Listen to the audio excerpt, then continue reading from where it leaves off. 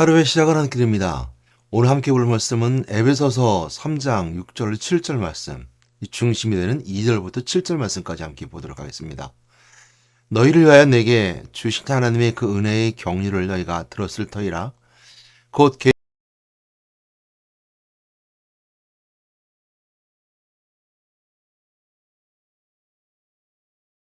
알 수 있으리라.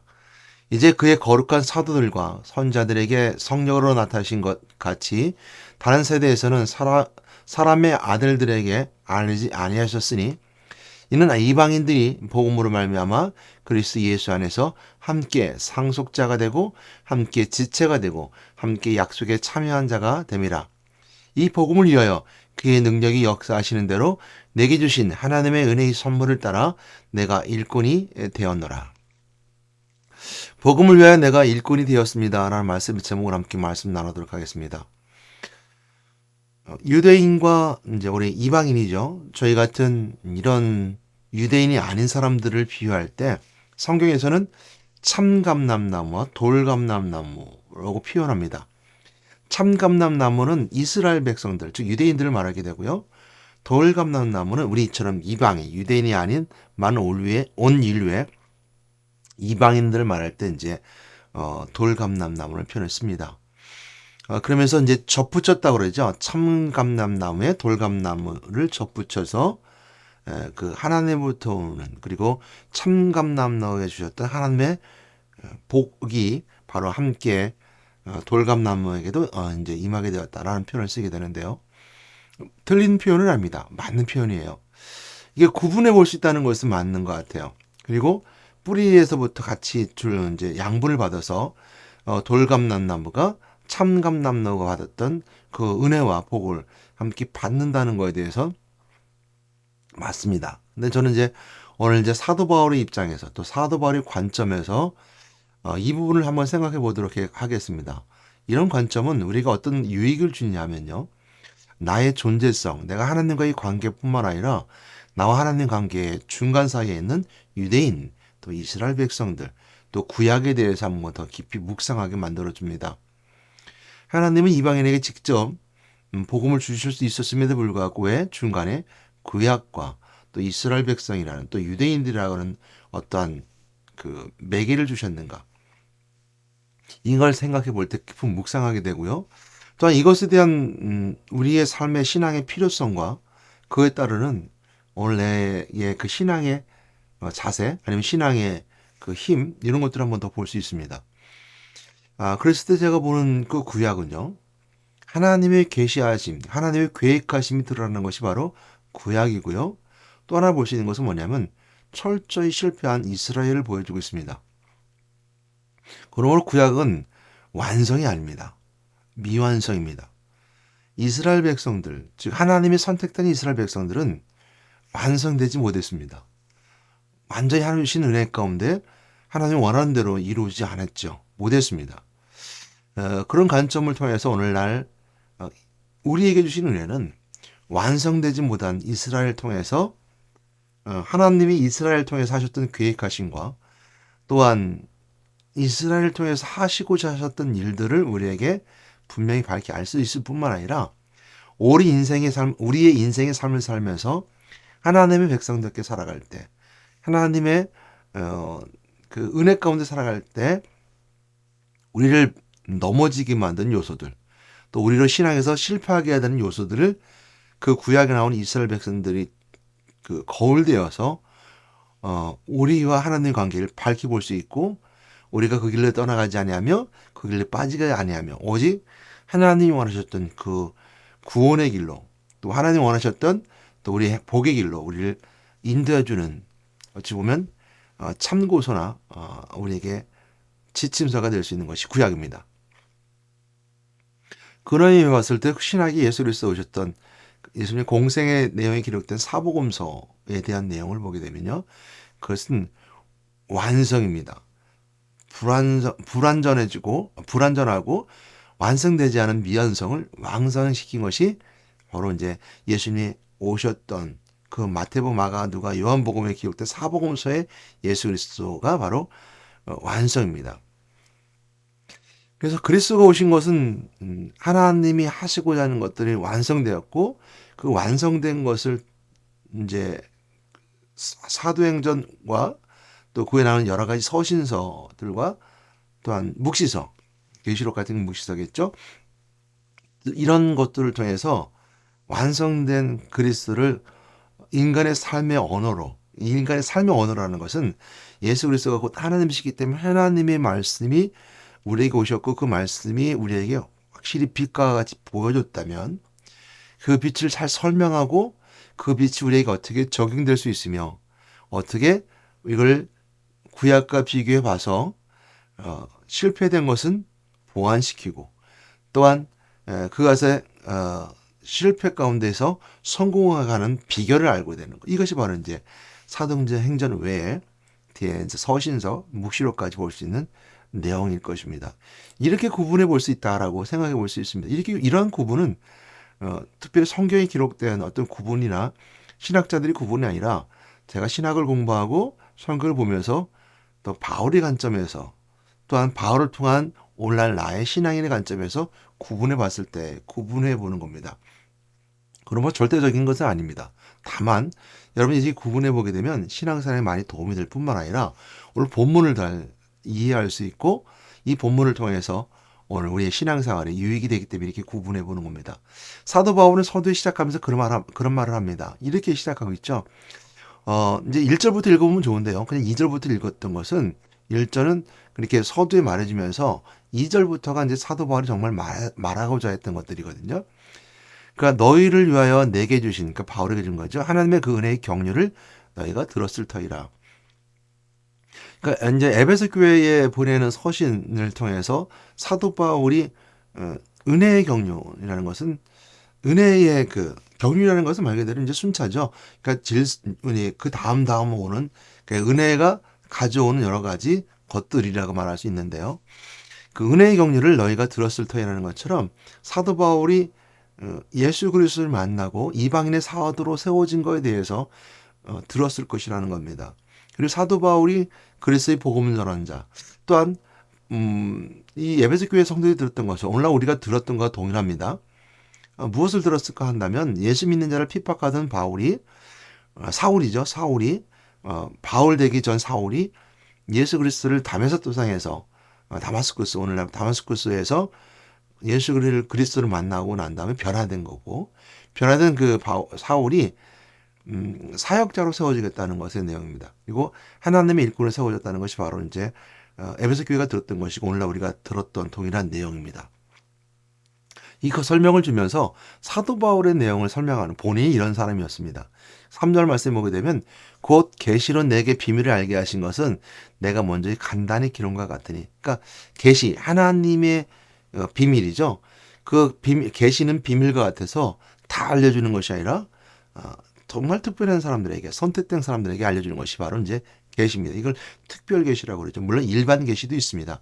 일반 계시는 해를 주고 비를 주고 또 많은 사람들이 숨을 쉬는 공기를 주는 이런 것들 속에서 하나님의 뜻을 발견하는 것이 일반 계시예요. 그래서 사람들은 종교심이 나오는 것은 바로 일반 계시 속에서 들어가는 부분들이 있습니다.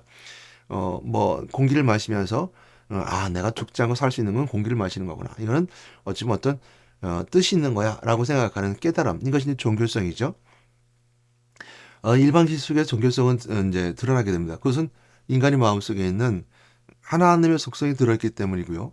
예수 그리스도 만나지 않는다 하더라도 그 종교심의 그 반론은 이제 종교심이 발휘되는 것은 바로 그들 마음속에 있는 하나님의 속성이 가지고 있기 때문입니다. 그러나 그는 여전히 죽은 것이고 종교성은 사단이 가장 좋아하는 것이고 마귀가 좋아하는 통로가 되기도 합니다. 그러나 이제 오늘 이제 사도 바울이 고백하고 있는 것처럼 그가 계시를 받은 것, 비밀을 깨닫게 되는 것, 즉 예수가 그리스도를 알게 된 것은 이렇게 말하면서 그것을 내가 몇 자 적었는데, 그러니까 에베소 교회 말하면서 아마 이제 그런 내용들 들었고 그런 것을 서신을 통해 보내줬으니까 이제 보고 들었을 것이다, 읽고 들었을 것이다라고 이제 설명해주고 있고요.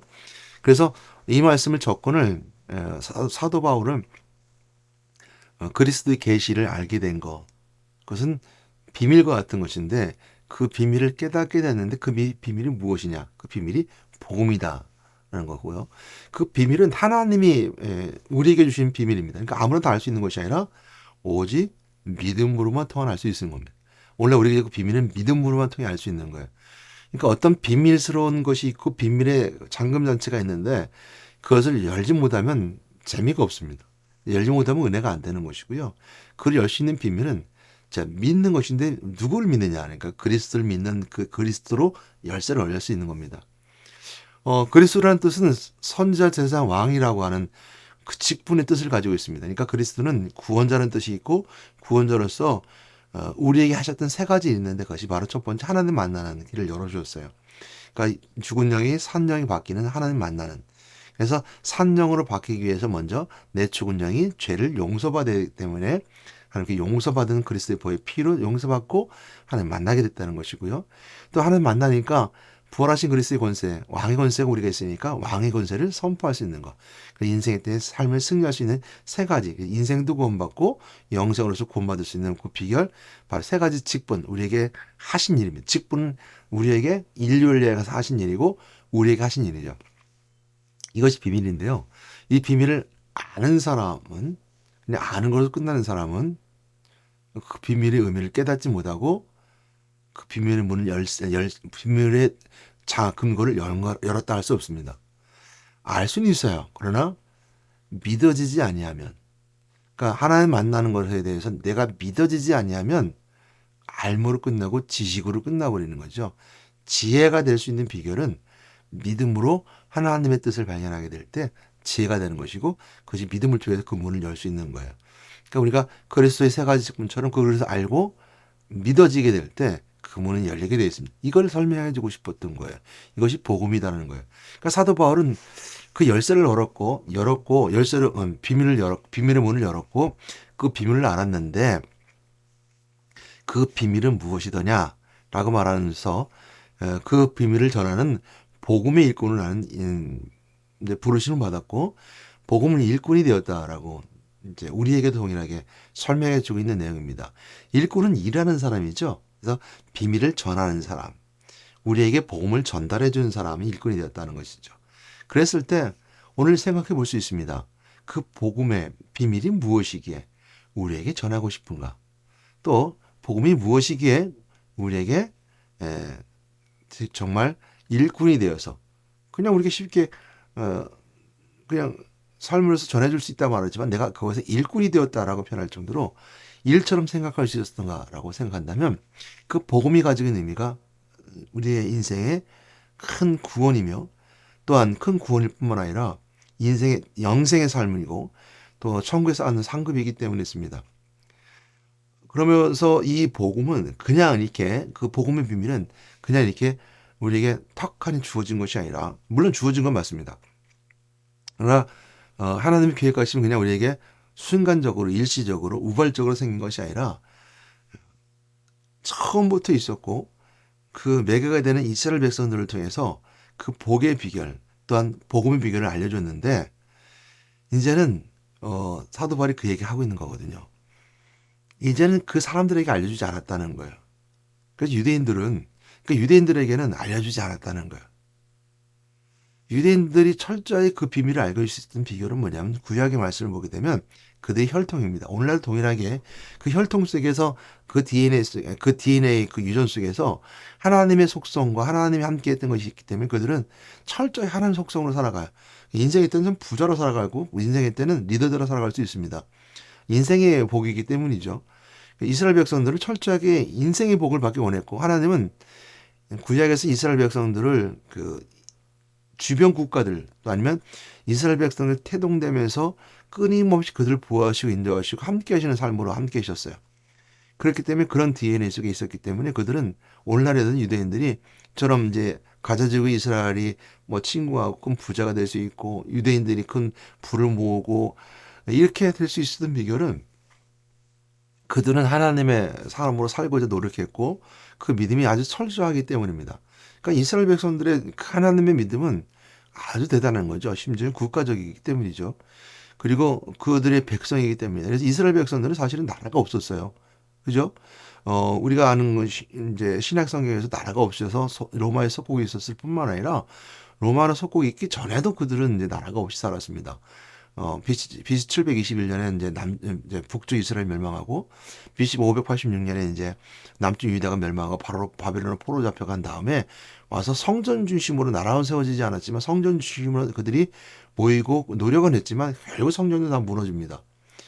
그리고 결국은 이제 그 성전조차도 세워졌다가 다 무너지게 나중에 이제 로마의 티토 장군에 의해서 다 무너지게 되죠.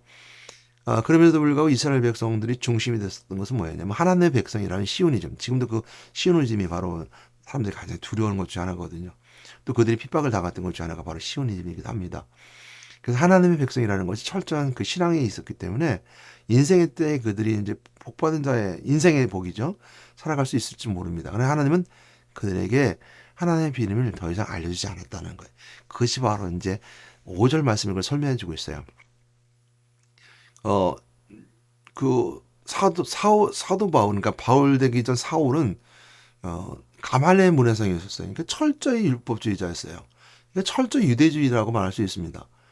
또한 마찬가지로 사람들이 존경받고 존중받는 가말리엘의 문해성이었고 그 바울이 가는 곳마다 회당에 들어가서 그들에게 복음을 전할 수 있었던 비결 중 하나는 뭐냐면 가말리엘 문해성이라는 것도 있었을 뿐만 아니라 명성도 있었고 사도 바울이 가지고 있었던 그 로마의 시민권 이런 것들 또 아니면 가말리엘 문해성 이런 것들이 그들이 받아들일 수밖에 없는 상황이었던 것도 바로 그런 의미이기도 합니다. 그런 의미에 봤을 때 그는 철저 유대인이었었죠. 이스라엘 백성이었었죠. 그런데 그들은 사도 바울은 오늘 5절에서 말하기를 이렇게 말하고 있습니다. 그의 거룩한 사도들과 하나님의 거룩한 사도들과 선자들에게 성령으로 나타나신 것 같이 다른 세대에서는 다른 세대는 이스라엘 세대가 넘어서 다른 세대를 말하고요. 사람의 아들들에게 알리지 않으셨으니 사람들에게 알리지 않았다 그랬습니다. 물론 이렇게 생각해 볼 수 있습니다. 사람들에게 알리지 않았다는 걸 통해서 하나님 백성들이 이스라엘 백성들에게 알려주지 않았습니까? 라고 이렇게 반문해 볼 수 있죠. 맞습니다. 사람의 아들들과 분명히 하나님 백성들과 구분했죠. 구약에 보게 되면 구분해 설명하고 있었습니다. 그러나 오늘날 이 말씀 우리가 동일하게 적용하고 사도 바울이 그것을 설명하고자 했던 내용 중에 있었던 것은 더 이상 그러니까 사람의 아들들이라는 범위 속에 유대인도 들어가는 거예요. 이스라엘도 들어가는 거예요. 그들은 그리스도를 알지 못했기 때문이죠. 그러니까 그리스도라는 것은 성령이 알려주셨고 성령이 알려주실 뿐만 아니라 이제 이전에 선자들과 거룩한 사도들에게 그리고 거룩한 선지자들에게 알려주던 그 성령이 알려주던 것이 이제는 사람들의 아들들에게 알려주지 않았다는 것은 동일하게 유대인들에게는 성령이 더 이상 알려주지 않았다는 거예요. 그렇기 때문에 그 유대인들은 예수 그리스도의 십자가에 못 박고 배척했으며 또한 이단자를 몰았으며 또한 그들을 어떻게든 죽이고 예수님을 죽이고자 그들 노력했습니다. 그리고 항상 평상시에는 분열되어 있던 그들이 예수를 죽이고자 했을 때 하나 될 수 있었던 것은 그들은 알지 못했었던 것이고 알지 못했던 것을 범인으로 해서 그들이 교만이 넘어섰으며 하나님의 뜻을 발견하지 못하게 됩니다. 그래서 그들은 철저히 실패한 것이 되고 오늘날도 동일하게 지금도 실패한 존재들입니다. 하나님 그들을 사랑하셔서 마지막 때는 그들을 이제 구원하신다는 메시지가 있기는 합니다만 우리가 구약에서 보는 메시지는 그들은 실패한 민족이다. 그리고 실패한 민족을 통해서 하나님의 백성으로서 실패한 민족이다. 그리고 그것을 우리가 반면교사 삼고 우리가 신앙에 실패하지 말고 마지막까지 끝까지 가야 된다는 것이 대형 내용입니다. 그랬을 때 처음 시작할 때 돌감난나무, 참감난나무를 설명하면서 우리가 그 설명하는 이유 중 하나는 뭐냐면요. 하나님의 백성으로서 받았던 이스라엘 백성들의 약속입니다. 축복이죠. 가장 큰 축복은 뭐냐면 이스라엘 백성들을 구원하는 것이었고요. 구원함을 통해서 그들에게 주신 은혜는 뭐냐면 너희들 나의 백성이라. 그리고 너희들이 나와 함께하는 임마누엘, 그러니까 내가 너희들과 함께하는 자들이다. 라는 뿐만 아니라 이스라엘 백성들에게 주셨던 은혜는 약속에 따라서 또한 상속자일 뿐만 아니라 하나님의 백성으로서의 지체가 되는 자들이었습니다. 이런 복이었었어요. 그런데 그럼을 통해서 사도 바울은 그걸 설명하고 있어요. 그러니까 알게 아니고 이는 왜 그러지 했을까? 왜 사람들이 아들들이 알려주지 않고 또 유대인들이 알려주지 않고 왜 그랬을까? 왜 유대인들에게 더 그리스도의 은혜를 알려주셔서 구약에서 이스라엘 백성들이 주셨던 하나님의 은혜를 그리스도를 통해서 그들에게 더 크고 은혜 가운데 이스라엘 백성에도 주셨음에도 수 있었음에도 불구하고 왜 그러지 않았을까? 라는 것에 대한 질문이 우리에게 답입니다. 하나님의 계획하심은 이스라엘 백성들이 국한되었던 것이 아니에요. 온 인류를 향해 있었습니다. 그래서 아담으로부터 시작했던 그리고 믿음의 조상이 되는 아브라함을 통해서 보여주는 여러 가지 그 전에 여러 가지 있겠지만 노아도 있고 좀 있겠지만요. 보여준 은혜의 믿음의 조상 아브라함이 되는 것은 바로 믿음이기 때문에 그래요. 그러니까 아브라함에게 약속하셨던 약속이죠. 너로 말미암아 모든 그 인류 모든 민족 가운데 내 민족을 이제 많게 할 것이고 너희들 내 백성이 그들에게 알게 할 것이며 너희 민족을 온 그 인류의 그 별처럼 많게 하시고 모래처럼 많게 할 것이라는 약속이에요. 그것은 바로 믿음으로 체결된 겁니다.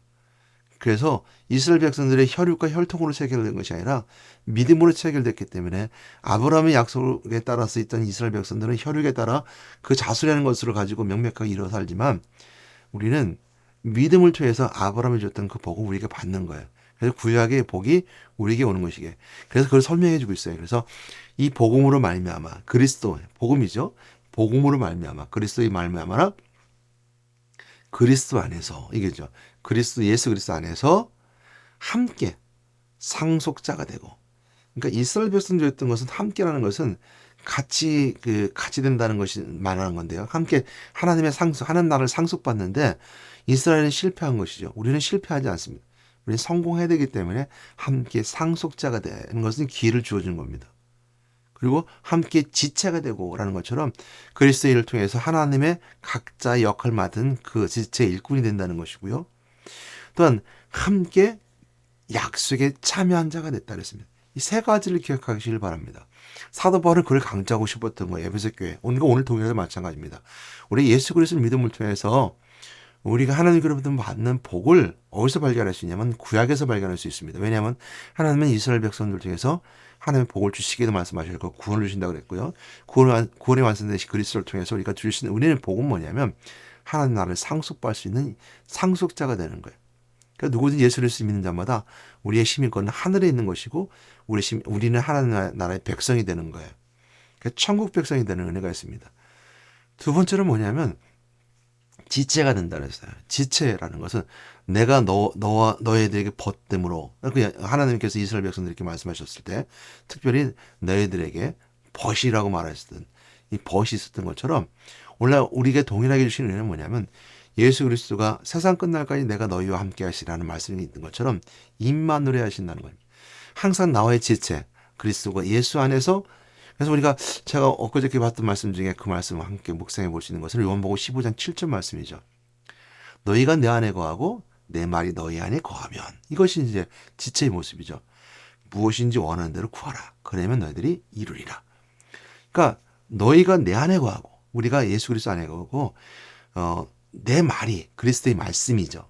그러니까 내 말이라는 뜻은 성경 말씀에 기록한 예수 그리스도가 이 땅에 오신 공생의 사건 속에 이루신 일들이에요. 그리고 그것을 설명하고 증거하는 하나님의 선택된 사도들을 통해서 증거된 메시지 증인들이에요. 그리고 계시록처럼 묵시 소망에 대한 것을 자세히 설명한 내용들이 바로 예수 그리스도의 말씀이에요.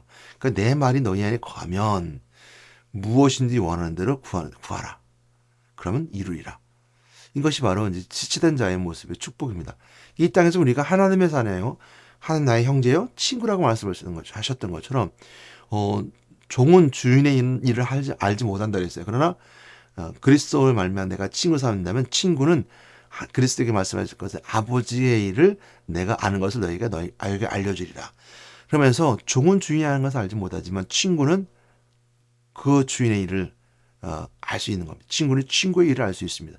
그러니까 그리스도의 일을 알 수 있는 그리스도가 아버지의 일을 알게 해준다 했던 것처럼 우리가 지체가 된다는 것은 그런 의미가 있습니다. 하나님 뜻을 발견할 수 있고 하나님 은혜 가운데 있을 수 있으며 내가 그 지체 임마누엘의 은혜를 누릴 수 있다는 겁니다. 그리고 세 번째 약속에 참여한 자가 됩니다.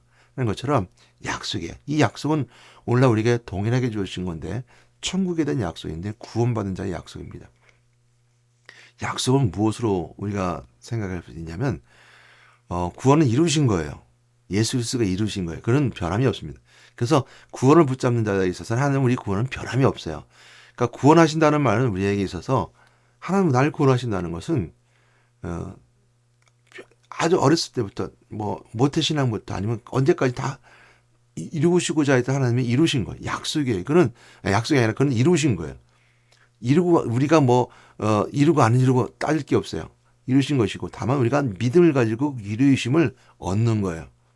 구원을 얻는. 그래서 그러기 위해서는 우리가 항상 인생의 때는 구원을 얻기 위해서 우리가 신앙생활을 해야 되고 신앙생활을 통해서 구원 얻은 자의 삶을 살아가야 돼요. 이것이 바로 이제 우리 주신 축복인데요. 그 구원은 축복이에요. 그래서 상속자가 된다는 것은 구원받은 자라는 뜻이고요. 지혜자가 된다는 건 임마르신다는 뜻이고요. 그리고 예언에 참여한 자가 된다는 것은 예수님께서 우리가 마지막으로 하셨던 예언의 메시지, 묵시 메시지 뭔지 아시겠죠? 그걸 통해 계시록을 설명해 주는 내용은 뭐냐면 강림하실 때 오시는 그리스도예요. 여러분 오시는 강림하신 그리스도가 우리가 어떻게 받아들일 수 있냐면요. 사람들 그렇게 받아들일 수 있어요. 예수 그리스도가 강림하시니까 종말이 오겠어요. 종말이 오니까 우리는 두려움 속에 살아야 돼요. 두려움 속에 사니까 오늘 이 땅에서는 그러니까 그 데살로니가서의 성도들이 오해했던 것 중에 하나 그거거든요. 그러니까 두려우니까 오직 다 모든 것을 그냥 포기하고 그냥 하나님 믿고 살아야 돼요. 학교도 가지 말고 직장 생활도 하지 말고 그냥 살아야 돼요. 라고 하는 이단들이 등장할 수 있습니다. 우리에겐 두려움이 있어야 됩니다. 왜냐면 마지막 때 앞에 심판대에 서지 않을 수 있는 심판대에 서는 두려움이 있어야 돼요. 그리고 죽음에 음부에 가는 두려움이 있어야 됩니다. 그건 우리가 보지 못하는 미래 세계이기 때문에 우리가 소망을 붙잡아야 돼요. 그래서 약속은 그게 필요한 거예요. 그러므로 우리가 주신 이 관점 속에서 강림의 의미를 어떻게 설명할 수 있냐면 어떻게 우리가 받아들여야 되냐면요. 우리가 받을 수 있는 은혜는 뭐냐면요. 약속이 성취됨을 뜻하는 기쁨으로 받아들여야 돼요. 공포 받아들이는 거는 예수 그리스도 믿지 않는 믿음이 있을 때 우리가 공포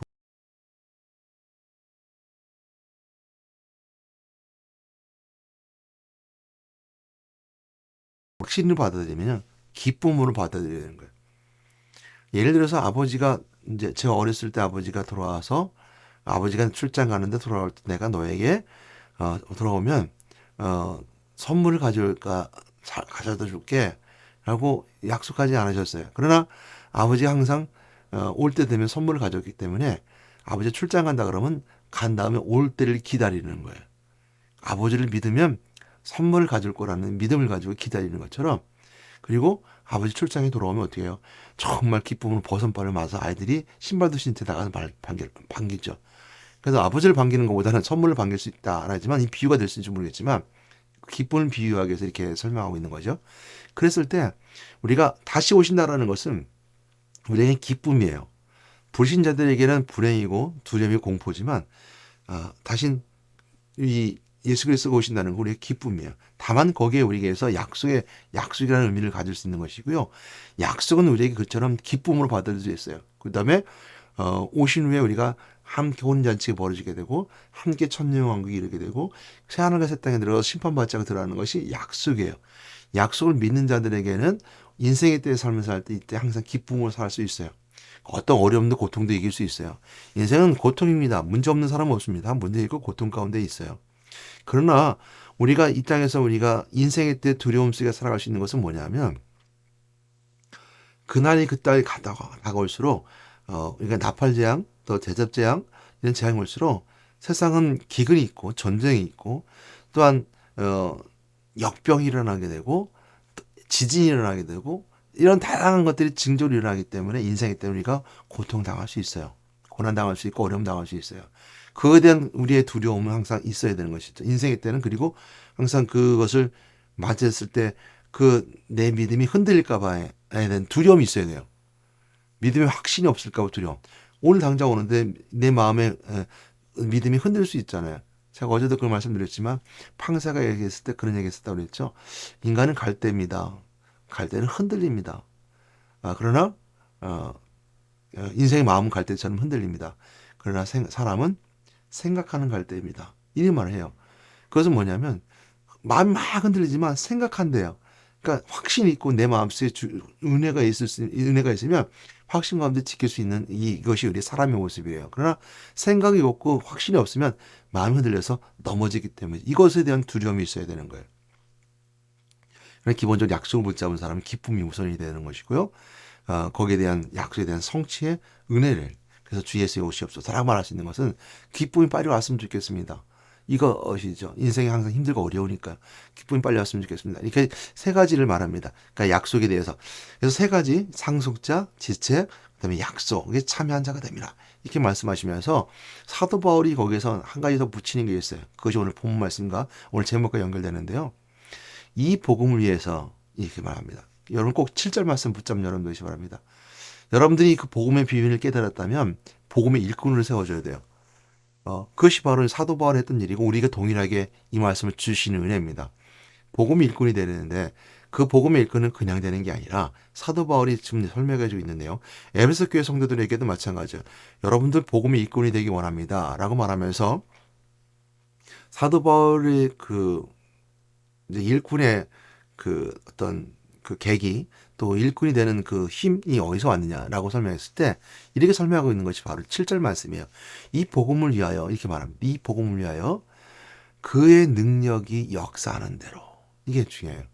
우리가 어디로 가느냐라 했을 때 그러니까 중요한 것 중에 하나가 뭐냐면 내가 옳고 그름을 판단할 수 있는 영분별이 있음에도 불구하고 영분별 은사가 없는 자들에게 있어서는 항상 이제 갈림길에 섰을 때 이제 우리가 혼동하죠. 이것이 하나님 나에게 주신 길인가? 아닌가? 그럴 때 우리가 기도해야 됩니다. 어떤 은혜를 받았을 때 이것이 하나님 주신 은혜입니까? 하나님께 은혜의 감동입니까? 근데 하나님은 우리에게 감동을 주실 때는요, 분별하기 힘들고 어려울 때 감동을 주세요. 예를 들어서 성경 말씀을 이제 설교 말씀을 듣고 있는데 어느 애 그 궁리 여길 만한 불쌍한 사람 이야기를 들었어요. 그 간증을 듣는데 한편에서는 이 아이를 생각하니까 내가 좀 헌금을 해야 되겠다. 저 아이가 정말 저렇게 불쌍하게 물 없는 곳에서 배고픈 속에서 부모도 없이 고아로 살아가고 보니까 내가 헌금을 좀 했으면 좋겠다. 선교를 했으면 좋겠다. 선교했으면 좋겠다. 한편으로 생각하기를 내가 지금 한 달 생활 빠듯하고 없는데 헌금을 해야 될까? 이건 이제 우리의 갈등이죠. 하나님이 감동을 주실 때는 갈등이 생기게 돼 있어요. 근데 하나님이 나에게 감동을 주실 때는, 왜냐하면 자꾸 하나님의 감동은 영적 감동이잖아요. 영의 삶은 항상 육체적 삶과 이렇게 대립되게 돼 있어요. 인생의 때요. 그것이 영적인 삶이 풍성한 사람이 육체의 삶을 이겨나가는 삶이에요. 그러니까 영적인 삶은 항상 육체적 삶과 부딪히고 대립되게 돼 있고, 이것이 항상 인생하고 연결되니까, 생활하고 연결되니까 자꾸 부딪히게 되는데요. 그때 감동을 줄 때 옳고 그름을 판단할 수 있는 분별할 수 있는 영이 있으면 좋겠지만 분별 못할 때일 수 있습니다. 예를 들어서요, 감동된다고 해서 헌금해야 되는데 감동된다고 해서 자기 집에 있는 전세비를 다 빼고 갖고 아이에게 이렇게 선교를 줄 수 없잖아요. 자기도 먹고 살아야 되는 거 아니에요? 그죠? 이것은 어찌 보면 무모한 일이에요. 물론 다 감동을 할 수 있습니다. 감동하면 성령이 감동하시면 할 수 있는데 무모한 일이에요. 대사교 성도들이 그랬잖아요. 예수님께서 오신다. 그러니까 물론 그 배경에는 데살로 성도들은 큰 고난을 당했었어요. 사도 바울이 3주 정도 이제 복음을 전하고 왔는데 사도 바울이 이제 데살로 교회까지 내려올까지 핍박을 많이 당해요. 데살로에서도 마찬가지고. 그래서 오래 있지 못해요. 심지어는 데살로 사람들이, 유대인들이 이제 린치를 당해요. 못 파니까 이제 3주만 넘었는데 거기에 믿음의 씨앗이 떨어져서 복음이 맺혀요. 그러니까 사도 바울을 받았던 그 고난보다 더 심한 고난을 당해요. 그래서 데살로 성도들에게서는 믿음의 수모라는 표현을 써요. 소망의 인내, 사랑의 역사가 일어나서 그 안에서 이제 막 그 어려움이 있으니까 그들이 어느 정도면 주 예수에 빨리 오셔달라는 거예요. 왜? 너무 고통당하니까. 그러니까 종말을 기다리는 자들이 어떤 일이 있었냐면 일도 안 했어요. 이제 뭐 일도 안 하고 학교도 안 가고 그냥 주님 오실 건데 뭐 왜? 내 이렇게 당하는 고난을 보니까 곧 주님 오실 것 같다는 거죠. 언제 죽을지 모르니까 그냥 아무것도 안 하고 살아간 거나 마찬가지처럼. 그러니까 사도 바울이 그들을 통해서 들 후서에서는 그 설명했어요. 일하지 않는 자는 먹을 생각하지 말아라. 그러니까 생활을 설명해줘요. 일을 하라는 거죠. 그러니까 이처럼 우리가 갈등에 섰을 때 현금해야 되나? 그러니까 뭐 헌금 곧 예수님 오시는데 다 뭐 없어도 되지? 라고 이제 일도 안 하고 그냥 막 전세비 하고 월급 받는데 다 하고 이거는 이제 삶이 안 되는 거죠. 생활 속에서 보여지는 것들. 또 반대로 아나니아 삽비라처럼 감동했는데 한 편을 이제 어 이제 땅파 전부를 가지고 하나님께 드렸음에도 불구하고 일부를 감춰요. 그러니까 성령을 속였다라는 말씀으로 이제 베드로에게 책망을 듣고 그를 속임을 통해서 회개하지 않고 속임을 통해서 그들이 둘 다 함께 죽음을 맞이하게 되죠. 이럴 때 우리가 중요한 것 중에 하나가 뭐냐면 오늘 사도 바울이 그 설명하는 내용이죠. 그의 역사의 그 능력이 역사하는 대로. 그러니까 하나님의 능력이 역사하는 대로 가는 거예요. 그러니까 우리가 항상 오늘 복음을 붙잡은 자. 왜냐하면 하나님은 그리스도를 통해서 온 인류를 구원하시고자 하는 것에 모든 신경이라는 말을 만나보겠습니다. 맞을 거예요. 인격적으로 우리가 하나님 인격적으로 표현할 때 모든 신경과 모든 것들이 다 집중되어 있어요. 왜? 하루빨리 모든 일을 다 구원하시기 원하시고 하는 뜻이고 또 온 일을 다 구원하시는 것이 하나님의 뜻이며 우리가 오지에 복음 전하고 선교사를 나가는 이도 그거잖아요. 온 인류가 복음 전하는 그 가운데 있길 원하는 것입니다. 그러니까 그것이 맞춰져 있으니까 하나님의 능력의 역사하시는 대로라는 것은 복음 가진 자가 복음으로서 맞춰져 있을 때 그때는 그때 분명히 그것의 영분별의 은혜 속에서 분명히 그 길을 결정할 수 있다는 거예요. 하나님 감동되면 이것이 하나님의 역사하시는 대로인가? 그리고 이것이 하나님의 지금 복음을 깨닫는 자로서 복음을 향해서 그 방향을 가고 계시는 건가라고 알면 분명히 분별할 수 있습니다. 이것이 하나님을 위한 일인가? 나를 위한 일인가를 분명할 수 있죠. 그래서 사도 바울이 그 얘기를 하는 거예요. 그의 역사하신 대로 내게 주신 하나님의 은혜, 그러니까 내게 주신 하나님의 은혜의 선물을 따라 이렇게 표현해요. 구원받은 자, 하나님의 선물. 그러니까 이 선물의 단어는 카리스죠. 이 하나님의 선물. 그래서 카리스마 두 개다 쓰고 때 이 은혜라는 단어를 씁니다. 그러니까 카리스마라는 단어를 쓰잖아요. 카리스라는 단어는 잘 모르겠지만 카리스마는 잘 알죠. 저 사람 카리스마 있네. 그랬을 때 그 카리스마라는 단어는 비범하라는 뜻이고 그 카리스마라는 단어는 것은 어떤 강력한 힘을 말합니다. 그랬을 때 이 카리스마는 우리가 성경에서는 은사라는 단어를 쓸 때는 카리스마를 써요. 은사. 능력이죠. 능력이 행사하는 것들입니다. 저 사람 카리스마 있네 했을 때 카리스마는 사람들을 압도하고 사람들을 움직일 수 있는 그리고 사람들을 통제할 수 있는 힘을 말할 때 카리스마라는 단어를 쓸 수도 있어요. 그러나 성경에서는 은사라는 단어를 씁니다. 하나님의 능력이 전달되는 것. 그러니까 우리가 하나님 그 은사 그래서 카리스마는 이 단어가 가지는 단어가 있는 뜻은 뭐냐면 선물이라는 뜻이에요. 하나님의 선물. 카리스마. 그래서 은혜도 하나님의 선물이에요. 구원의 은혜는 하나님의 선물입니다. 선물이 가지고 있는 의미는 내 의도와 상관없이 내가 할 수 있는 게 아니잖아요. 하나님 나에게 주시는 거예요. 내가 주세요라고 주시는 것이 하나님에게 주어야만 되는 것들이에요. 내가 할 수 있는 것들이 아니에요. 그래서 구원의 은혜도 선물이에요. 또 은사도 선물이에요. 그랬을 때 내게 주신 하나님의 은혜의 선물을 따라 이거죠. 하나님의 은혜의 선물을 따라 내가 일꾼이 되어노라. 그러니까 그냥 되는 것이 아니라 내가 능력의 역사하신 능력대로 나에게 주신 하나님 은혜의 선물을 따라 일꾼이 되었다는 거예요. 그러니까 복음 아닌 사람 다 일꾼이 되는 거예요. 은혜 받은 사람 다 일꾼이 되는 거예요. 그것이 하나님이 나에게 주신 은혜의 목적이고 그 삶이 인생에서 가장 하나님과 함께의 삶이기 때문에 그래요. 이스라엘 백성들은 그걸 실패했어요. 이스라엘 백성들은 하나님이 그들과 함께 하셨다고 말했음에도 불구하고 그들은 하나님 곁을 떠나갔어요.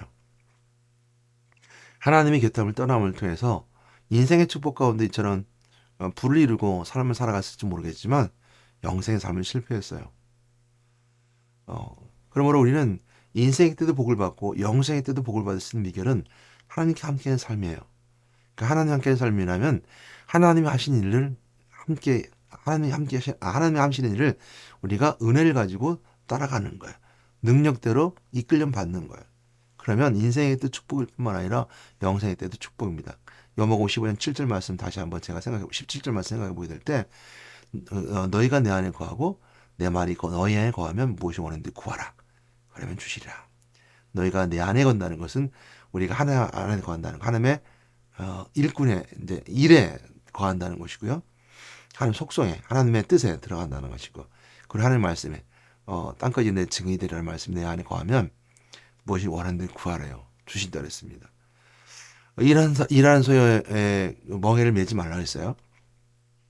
여러분들이 하는 일들에 하나님께서는 복음 위에서 하는 여러분의 삶에서 여러분의 인생에 필요한 것을 채워주십니다. 여러분 물질 채워주십니다. 여러분의 가족의 평안 채워주십니다. 여러분의 하나님의 일에 맞춰서 삶을 살아간다면 무엇이 원하는 것을 하나님께서 채워주십니다. 주시리라. 그래서 복음의 일꾼이 되었습니다라는 말씀 붙잡고 하나님의 일꾼 된 여러분 되시면 됩니다. 그것이 복의 비결입니다. 여러분 하나님의 일꾼이 된다는 것은 하나님의 주시는 복 가운데 들어가는 거예요. 그 복은 구원의 복이 있을 뿐만 아니라 인생의 여러분 삶 속에서 누리는 인생의 때의 모든 삶에서도 복이에요. 하나님은 하나님의 일을 여러분 시키기 위해서, 아니면 하나님의 일을 하는 여러분들 일을 내게 주시기 위해서 여러분들 주변의 여러 가지 것들도 복 주세요. 가정의 평안, 여러분 하고자 하는 모든 소망, 또 여러분들이 그들을 다 복으로 채워주십니다. 구하는 대로 원하는 대로 주십니다. 왜? 하나님의 뜻을 우리를 통해서 일하시기 위해서. 그래서 복음의 일꾼이 된다는 건 복의 비결이에요. 복음의 일꾼이 된다는 것은 축복의 비결이에요. 여러분 모두가 복음의 일꾼이 되는 여러분 되시기를 주님의 이름으로 축복합니다. 기도하겠습니다. 사도 바울이 고백했던 것처럼 내가 복음의 일꾼이 되었습니다. 그 복음의 일꾼이 됐던 것은 그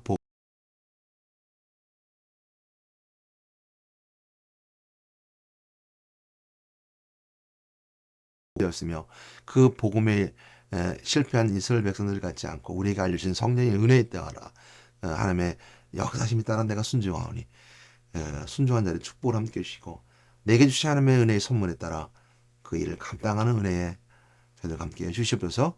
우리 주 예수 그리스도로 기도드렸습니다. 아멘.